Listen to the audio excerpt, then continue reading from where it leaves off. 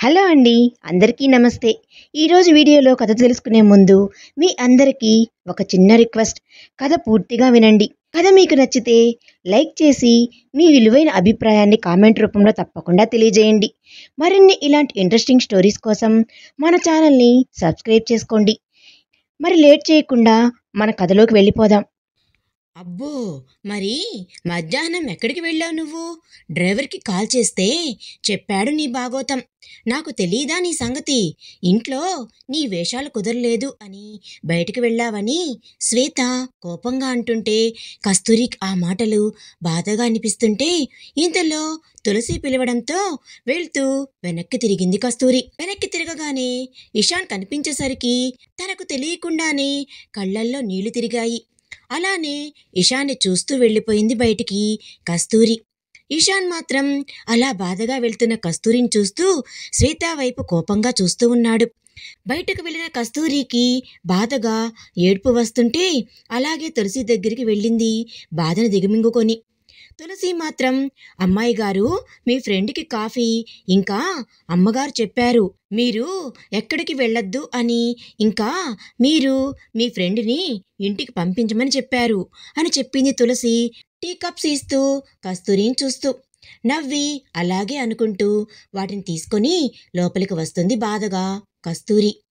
ఇటువైపు గదిలో ఇషాన్ కస్తూరి వెళ్ళగానే శ్వేత, యు క్రాస్ యువర్ లిమిట్స్ అని అన్నాడు కోపంగా. ఇషాన్, ఏం మాట్లాడుతున్నావు నువ్వు? నేను నా లిమిట్స్ క్రాస్ చేయలేదు. తని నా లిమిట్స్ని క్రాస్ చేసేలా చేసింది. నా ఇంట్లో తనేంటి అన్నది కోపంగా ఇషాన్ని చూస్తూ. వాట్ అని కోపంగా, ఏం మాట్లాడుతున్నావు నువ్వు? ఒకవేళ అమ్మ మనల్ని ఇలా చూసి ఉంటే అప్పుడు మన ప్లాన్ ఇంకా ఇంతవరకు మనం చేసింది అంతా వేస్ట్ అయిపోయి ఉండేది. దానికి నువ్వు తనని మెచ్చుకోకుండా ఇలా మాట్లాడిందే కాకుండా తన పర్సనల్స్ మీద ఇలా అనడం నాకు నచ్చలేదు. అండ్ ఇంకొకటి, నా ఇల్లు ఏంటి శ్వేత? ఇప్పుడు ఇది తన ఇల్లు, అమ్మ ఉంది ఇక్కడ, అప్పుడు తన ఇల్లే కదా. ఆర్ యు మ్యాడ్ అని అన్నాడు కోపంగా గట్టిగా ఇషాన్. శ్వేత మాత్రం ఏదో మాట్లాడేలోపు కస్తూరి వచ్చింది లోపలికి కాఫీ కప్స్తో. కస్తూరి మాత్రం శ్వేత దగ్గరికి వచ్చి, మేడం, అది అది అని చిన్నగా, మేడం మిమ్మల్ని ఇంటికి వెళ్ళమని చెప్పారంట అన్నది ముఖం తిప్పుకుంటూ కోపంగా. శ్వేత కోపంగా కస్తూరి వైపు చూస్తూ, చూడు, నువ్వు ఇలా అని కింద నుండి పైకి చూపిస్తూ ఇదంతా చూసి తట్టుకోలేక చాలా చాలా మాటలు అన్నాను, కానీ నువ్వు మాత్రం గుర్తు ఉందిగా నీకు అన్నది కస్తూరిని సూటిగా చూస్తూ. కస్తూరి మాత్రం మనసులో గిరి కోసమే నేను ఇన్ని బాధలు పడుతున్నా, లేకపోతే ఇక్కడ ఒక్క నిమిషం కూడా ఉండను అనుకుంటూ బయటికి మాత్రం గుర్తు ఉంది మేడం బాగా అన్నది బాధగా. శ్వేత మాత్రం కోపంగా, పద బయటికి, నన్ను నీ ఫ్రెండ్ అని ఆంటీ దగ్గర చెప్పావు కదా, ఇప్పుడు వెళ్తున్నా అని చెప్పకపోతే ఆవిడకి అనుమానం వస్తుంది. అయినా నేను అని విసుక్కుంటూ, నా దగ్గర పనిచేసే వర్కర్స్కి ఉన్న స్టేటస్ కూడా లేదు నీకు, కానీ నువ్వు నాకు ఫ్రెండ్వి అనుకుంటూ చిరాగ్గా విసుగ్గా, నా జీవితంలో ఇది ఒక వరస్ట్ మూమెంట్ అనుకుంటూ వెళ్ళింది బయటికి కోపంగా శ్వేత. కస్తూరి మాత్రం టీ కప్స్ని అక్కడ పెట్టి వెనక్కి తిరిగి చూసింది. ఇషాన్ మాత్రం అక్కడే నిలబడి ఉండటం చూసి తనను దాటుకొని వెళ్ళిపోయింది ఏమనకుండా. ఇషాన్ మాత్రం ఏమనకుండా బయటికి వెళ్ళాడు. కస్తూరి మాత్రం బయటికి వచ్చి, అత్తయ్యా అత్తయ్యా అని పిలిచింది గట్టిగా. సురేఖ గారు బయటకు వచ్చి చూస్తుంటే, నా ఫ్రెండ్ వెళ్తుంది మీకు చెప్పాలని కస్తూరి చెప్తుంటే, ఓహ్ అవునా, బాయ్ అమ్మా అన్నది నవ్వుతూ శ్వేతను చూస్తూ సురేఖ గారు. శ్వేత కూడా బాయ్ ఆంటీ అని చెప్తూ బయటికి నడుస్తూ ఇషాన్ను చూస్తుంటే సురేఖ గారు మాత్రం కోపంగా, కస్తూరి, మేమిప్పుడే కదా వచ్చింది, నీ ఫ్రెండ్ని మన డ్రైవర్ డ్రాప్ చేస్తాడులే కానీ ఇషాన్ని ఉండమని చెప్పు అన్నది రూమ్లోకి వెళ్తూ సురేఖ గారు. కస్తూరి అలాగే అత్తయ్య అని నవ్వి శ్వేతతో పాటు బయటకు వెళ్ళింది. శ్వేత మాత్రం కోపంగా, చూడు, నువ్వు ఇక్కడ ఉన్నావని ఇషాన్తో ఏమన్నా పిచ్చి వేషాలు వేస్తే అంటున్న శ్వేతతో కోపంగా కస్తూరి, మేడం చూడండి, నేను ఎందుకు ఇక్కడ ఉన్నానో మీకు బాగా తెలుసు, ప్రతిసారి ఇలా అనకండి, నన్ను తక్కువ చేస్తూ అని లోపలికి వెళ్ళిపోయింది బాధపడుతూ. ఇషాన్ మాత్రం శ్వేత నువ్వు ఇంక వెళ్ళు అని ఇషాన్ కూడా లోపలికి వెళ్ళిపోయాడు. శ్వేత మాత్రం లోపలికి వెళ్ళిన వాళ్ళని చూస్తూ అందరికీ నేనంటే ఏంటో చూపిస్తా. ఆంటీ, నువ్వు ఏ కోడలను చూసి మురిసిపోతున్నావో తనని నువ్వే నీ చేతులతో ఇప్పుడు నేను నిలబడ్డ చోటికే గెంటేస్తావు, అది కూడా తన మీద అసహ్యంతో. చూస్తూ ఉండు అని వెళ్ళిపోయింది శ్వేత కోపంగా. కస్తూరి మాత్రం గదిలోపలికి వచ్చి ఏడుస్తూ నన్ను ఏమనుకుంటుంది, గిరి కోసం ఇదంతా ఒప్పుకుంటే మొత్తానికే నన్ను నా క్యారెక్టర్ని ఇలా అనుకుంటూ ఏడుస్తూ ఉంటే అప్పుడే లోపలికి వచ్చాడు ఇషాన్. లోపలికి వచ్చిన ఇషాన్ని చూస్తూ కన్నీళ్లు తుడుచుకుంటూ బెడ్ పై నుండి లేచి వెళ్ళిపోతున్న కస్తూరిని చూస్తూ అది శ్వేత అలా అని మొహమాటంగా ఇషాన్ అంటుంటే, వద్దు సార్, మీరేమీ సంజాయిషి చెప్పాల్సిన అవసరం లేదులేండి. అయినా నేను ఇక్కడ పని చేయడానికి వచ్చాను, నన్ను అనే హక్కు మేడంకి ఉంది, అందుకే ఆవిడ నన్ను అన్నారు, ఇందులో బాధపడటానికి ఏముంది అని కస్తూరి బయటికి వెళ్ళిపోయింది. ఇషాన్ మాత్రం శ్వేత అలా అని ఉండకూడదు, ఏంటి శ్వేత ఇలా తయారైంది అని కోపంగా పాపం కస్తూరి అని బాధపడుతూ ఉన్నాడు ఇషాన్. తులసి మాత్రం గట్టిగా ఇషాన్ బాబు భోజనం చేయడానికి రండి అని పిలుస్తుంటే ఇషాన్ బయటికి వెళ్ళాడు. సురేఖ గారు కూడా వచ్చి కూర్చున్నారు. కస్తూరి ఇషాన్ పక్కపక్కనే కూర్చున్నారు, కానీ ఏం మాట్లాడుకోవడం లేదు. అది గమనించి సురేఖ గారు, చూడమ్మా కస్తూరి, నాకు తెలుసు నువ్వు ఎందుకు అలా ఉన్నావో అనేసరికి కస్తూరి కంగారుగా చూసింది ఇషాన్ సైడ్. ఇషాన్ కూడా కస్తూరి వైపు టెన్షన్గా చూస్తూ ఉంటే సురేఖ గారు మాత్రం, చూడమ్మా, స్నేహానికి కూడా కొన్ని హద్దులుంటాయి, స్నేహం చేయడం తప్పు అనలేదు, కానీ దానికి హద్దులు ఉండాలి అంటున్నా.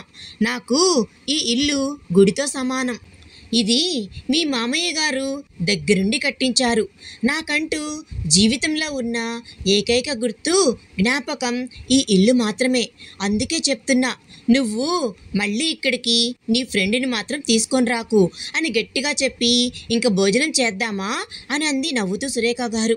కస్తూరి కూడా నవ్వి కాస్త పెట్టుకొని తింటూ ఉంటే సురేఖ గారు గట్టిగా కోపంగా, ఇషాన్, నీకు ఇప్పుడు పెళ్ళైంది, భార్య కూడా వచ్చింది, కాబట్టి ఇంక బయట తిరుగుళ్ళు మానేస్తే మంచిది అని సూటిగా ఇషాన్ సైడ్ చూస్తూ, అమ్మాయికి దెబ్బ తగిలితే నువ్వేమో ఇక్కడ లేకుండా బయట ఉండటం ఏంటి అని కోపంగా చెబుతూ, తులసి, వీడికి కాస్త బాధ్యతలు చెప్పు అని అంది. తులసి మాత్రం, అమ్మగారు, ఇషాన్ బాబు చిన్నవాడు కదా, అందుకే, అయినా అమ్మాయి గారు వచ్చారు కదా, ఆవిడే నేర్పిస్తారులేండి. ఏంటమ్మాయి గారు, మా ఇషాన్ బాబుని కాస్త చూడండి అని చెప్తూ నవ్వుతూ ఉంది తులసి.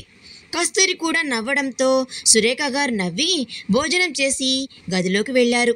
కస్తూరి మాత్రం టేబుల్ పైన ఉన్న వాటిని తీస్తూ ఉంటే తులసి అక్కడికి వచ్చి, అమ్మాయి గారు, నేను తీస్తానులే, కానీ మీరు వెళ్ళండి అని పాల గ్లాస్ ఇస్తూ నవ్వుతూ ఉంది తులసి. అలాగే అనుకుంటూ కస్తూరి గ్లాసును తీసుకొని ఇషాన్ గదిలోకి వచ్చి టేబుల్ పైన పెట్టి తను కూడా క్రింద దుప్పటి పరుచుకొని అటు తిరిగి పడుకుంది. ఇషాన్ కస్తూరిని చూస్తూ బాధపడుతూ తన పనిలో పడిపోయాడు. ఉదయం 9 అవుతుండగా చిన్నగా ఇషాన్కి మెలకువ వచ్చింది. కళ్ళు నలుపుకుంటూ చైన్ ఫోన్ కోసం వెతుక్కొని చేతికి ఫోన్ తగలగానే టైం చూశాడు. టైం చూసి ఒక్కసారే షాక్గా, నేను ఏంటి ఇలా నిద్రపోయాను అని చూసేసరికి తనకి దుప్పటి కప్పు ఉంది. ఇంకా పక్కన మూసి ఉన్న ల్యాప్టాప్ చూసి కోపంగా, నేను అయితే ఇలా అనుకునేలోపు కస్తూరి లోపలికి వచ్చింది టీ కప్ తీసుకొని. కస్తూరిని చూడగానే తనే ఇదంతా చేసి ఉంటుంది అని కోపంగా, నీకు బుద్ధి లేదు, నేను నిన్న ఇంపార్టెంట్ ప్రాజెక్ట్ చేసి సెండ్ చేయాలి, కానీ నువ్వు నన్ను ఇలా దుప్పటి కప్పి నిద్రపోనిచ్చావా, ఛా అనుకుంటూ కోపంగా అన్నాడు ఇషాన్. అది కాదు సార్ అని కస్తూరి అంటుంటే, ఏది కాదు, నీ వల్లనే, కేవలం నీ వల్లనే నాకు లాస్, ఇంకా నా నేమ్ కూడా, ఎప్పుడు ఇలా జరగలేదు. అవునులే, నీకేం తెలుసు, అసలే నువ్వు పల్లెటూరు కదా, అందుకే ఇలా, నీకేం అర్థమవుతుంది అనుకుంటూ కోపంగా ఛా అనుకుంటూ బయటికి వెళ్ళిపోయాడు ఇషాన్. కస్తూరి మాత్రం స్నానం చేయడానికి వెళ్ళిపోయింది. బయటికి వెళ్ళిన ఇషాన్ కోపంగా చా ఇప్పుడు ఎలా అని అనుకునేలోపే ప్రాజెక్టుకు సంబంధించిన వ్యక్తి కాల్ చేస్తుంటే ఏం చెప్పాలి ఇప్పుడు వీళ్ళకి అనుకుంటూ కాల్ లిఫ్ట్ చేశాడు ఇషాన్. ఏం చెప్పాలో అర్థం కాక అటువైపు వ్యక్తి చెప్పిన దానికి షాక్ అవుతూ అనుమానంగా ఓకే అని ఫాస్ట్గా గదిలోకి వచ్చి ల్యాప్టాప్ ఓపెన్ చేసి చూశాడు. ప్రాజెక్ట్ ఫైల్ ఓపెన్ చేసి చూసేసరికి అంతా కంప్లీట్ అని చూపిస్తూ ప్రాజెక్ట్కి సంబంధించిన ఫైల్ వాళ్ళు చూసి సక్సెస్ కంగ్రాట్స్ అని పంపిన ఈమెయిల్ ఉండటంతో అనుమానంగా ఇది ఎలా శ్వేత అనుకుంటూ ఉండేలోపే కస్తూరి బయటకు వచ్చింది స్నానం చేసి. తనను చూస్తూ ఒకవేళ కస్తూరి ఇదంతా అని అనుకుంటూ ఉండేలోపు కస్తూరి మాత్రం ఇషాన్ని పట్టించుకోకుండా రెడీ అవుతూ ఉంది. ఇషాన్ అలాగే కస్తూరిని చూస్తూ నువ్వు ఇది అని అడిగాడు మెల్లిగా ఇషాన్. కస్తూరి జడ వేసుకుంటూ మీరు రాత్రి కూర్చొని అలాగే నిద్రపోతూ ఉన్నారు. నేను వచ్చి ల్యాప్టాప్ పక్కన పెడదాం అనుకొని ల్యాప్టాప్ని చూస్తే ఫైల్ కనిపించింది. నాకు తెలిసినవే కదా, ఇంకా నేను కూడా మీ కంపెనీలోని ఎంప్లాయీనే కదా, అందుకే నాకు కూడా కంపెనీ గురించి తెలుసు కాబట్టి మీ పర్మిషన్ లేకుండా ఫైల్ కంప్లీట్ చేసి ఎర్రర్స్ చెక్ చేస్తే ఏమీ లేవు, అందుకే వాళ్ళకి సెండ్ చేశాను అంది ఇషాన్ని చూడకుండా కస్తూరి. ఓహ్ మరి నాకు నువ్వు అన్నాడు చిన్నగా ఇషాన్. అంటే ఇక్కడ నేను అదే అగ్రిమెంట్ వైఫ్గా వర్క్ చేయడానికి వచ్చా కదా, అందుకే నేనంటే అందరికీ చులకన, ఇంకా అలుసు కూడా. మీరు నేను ఏం చెప్తున్నానో కూడా వినకుండా అరిచి బయటికి వెళ్ళిపోయారు కోపంగా. అయినా నాకు కొత్తేం కాదు, మీ ఆఫీస్లో జాయిన్ అయినప్పటి నుండి నాకు మామూలేగా. అయినా నేను మీ ఆఫీస్లో జాయిన్ కాకపోయి ఉన్నా బాగుండేది. ఇలా మీ ముందు ఒక క్యారెక్టర్ లేని దానిలాగా మాటలు పడుతూ మీ అమ్మగారిని మోసం చేస్తూ నన్ను నేను చంపుకుంటూ ఉండే బాధ తప్పేది నాకు అన్నది కస్తూరి సూటిగా ఇషాన్ని చూస్తూ. ఇషాన్ మాత్రం బాధగా చూస్తున్నాడు కస్తూరిని. కస్తూరి మాత్రం ఇప్పుడు మేడం నాకు ఏం చెప్పారో తెలుసా, నా మెడలో ఉన్న పసుపు తాడు తెగిపోయిందని, మీకు ఏదో జరుగుతుందని గుడికి తీసుకెళ్తున్నారు నాతో పూజలు చేయించడానికి. కానీ పాపం ఆవిడికి తెలియదు, ఆవిడ కొడుకు పెళ్ళిని ఇంకా తాళిని ఒక నాటకంగా నన్ను ఒక బొమ్మలా చూస్తున్నాడు అని అనుకుంటూ జడ వేసుకొని బయటకు వెళ్ళిపోయింది ఆవేశంగా కోపంగా కస్తూరి. వెళ్ళిపోయిన కస్తూరిని చూస్తూ కస్తూరి అన్న మాటలకు ఆలోచనలో పడిపోయాడు ఇషాన్ బాధగా. కస్తూరి మాత్రం గుడికి వెళ్ళి సురేఖ గారు చెప్పినట్లు చేస్తూ మనసు వద్దు అంటున్నా బయటికి మాత్రం ఆవిడ చెప్పినట్లు చేసి గుడిలో ఒక చోట కూర్చొని ఆలోచిస్తూ ఉంది కస్తూరి. ఇంతలో తనకు కొద్ది దూరంలో ఉన్న ఇద్దరు ఆడవాళ్ల మాటలు వినబడి వాళ్ళ సైడ్ చూసింది. వాళ్ళు మాత్రం ఒక అమ్మాయిని చూస్తూ ఇలా మాట్లాడుకుంటూ ఉన్నారు. అది వింటూ ఉంది కస్తూరి. చూడు, అక్కడ ప్రదక్షిణలు చేస్తున్న పిల్ల ఎవరినో ప్రేమించిందట, ఇంకొక అతన్ని పెళ్లి చేసుకుందట. ఇప్పుడు ఏమైంది, ఇదంతా సహజం కదా అని ఇంకొక ఆవిడ ఆతృతగా అడుగుతుంటే, ఏమైందా, మెడలో తాళి పడిందంటే మనం వాళ్ళకి సొంతం అయినట్టు కదా. మరి ఈ పిల్ల ఇంకా మనసులో ఉన్న వాడిని మర్చిపోలేక పాపం తాళి కట్టిన వాడిని ద్వేషిస్తూ ఉంది. అయినా ఈ అమ్మాయి పిచ్చి కాకపోతే దేవుడే వాళ్ళకి ముడిపెట్టినప్పుడు ఆ బంధాన్ని స్వీకరించక ఇలా ఎవరైనా చేసుకుంటారా? అయినా జరిగిపోయిన దాన్ని మార్చలేం కదా, జరగాల్సిన దాన్ని ఎవ్వరూ ఆపలేము. ఇప్పుడు ఉన్నదాంతో ఆనందంగా గడపడమే కదా జీవితం. గతాన్ని పట్టుకొని వేలాడితే ఇంక భవిష్యత్ ఏముంటుంది అన్నది ఆవిడ ఇంకొక ఆవిడని చూస్తూ. అవును, కానీ ఈ కాలం వాళ్ళకి తెలిస్తేనేగా అనుకుంటూ ఉన్నారిద్దరు. అదంతా వింటూ ఆలోచనలో పడింది కస్తూరి. ఇంతలో సురేఖ గారు పిలవడంతో వెళ్ళిపోయింది.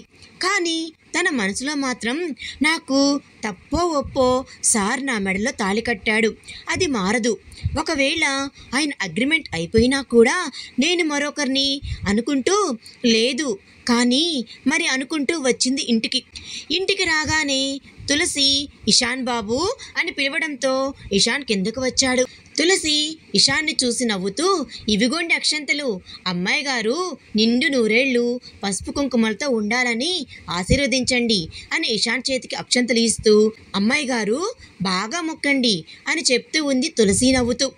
కస్తూరి మాత్రం ఇషాన్ సైడ్ చూడకుండా పక్కకి చూస్తుంటే, అమ్మాయి గారు ఏంటి మీ భర్త కాళ్ళకి దండం పెట్టుకొని మనసారా కోరుకోండి, నిండు నూరేళ్ళు మీరు ఇలాగే ఉండాలి అని తులసి చెప్పేసరికి కస్తూరి ఇషాన్ ముందుకు వచ్చి కాళ్ళకి దండం పెట్టుకుంటూ ఇషాన్ కాళ్ళని తాకగానే ఏదో తెలియని అనుభూతి కలుగుతుంటే, ఇంతలో ఇషాన్ అక్షంతలు తన తలపై వేస్తూ తన చేతిని కస్తూరి తలపై పెట్టాడు.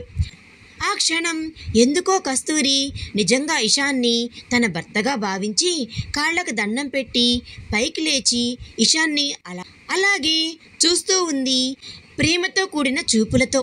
ఇషాన్ కూడా కస్తూరిని అలాగే చూస్తూ ఉంటే, తులసి మాత్రం ఇక్కడ నేను కూడా ఉన్నా అనేసరికి కస్తూరి పక్కకు తిరిగింది. తులసి మాత్రం సరే అమ్మాయి గారు, నేను భోజనం సంగతి చూస్తా అని లోపలికి వెళ్ళింది వంటగదిలోకి. ఇంతకీ ఇషాన్ కస్తూరిని భార్యగా పూర్తిగా అంగీకరిస్తాడా? కస్తూరి ఇషాన్ని భర్తగా అంగీకరిస్తుందా అనేది నెక్స్ట్ పార్ట్లో తెలుసుకుందాం. ఈ వీడియో కనుక మీకు నచ్చినట్లయితే ప్లీజ్ లైక్ చేయండి. Thanks for watching.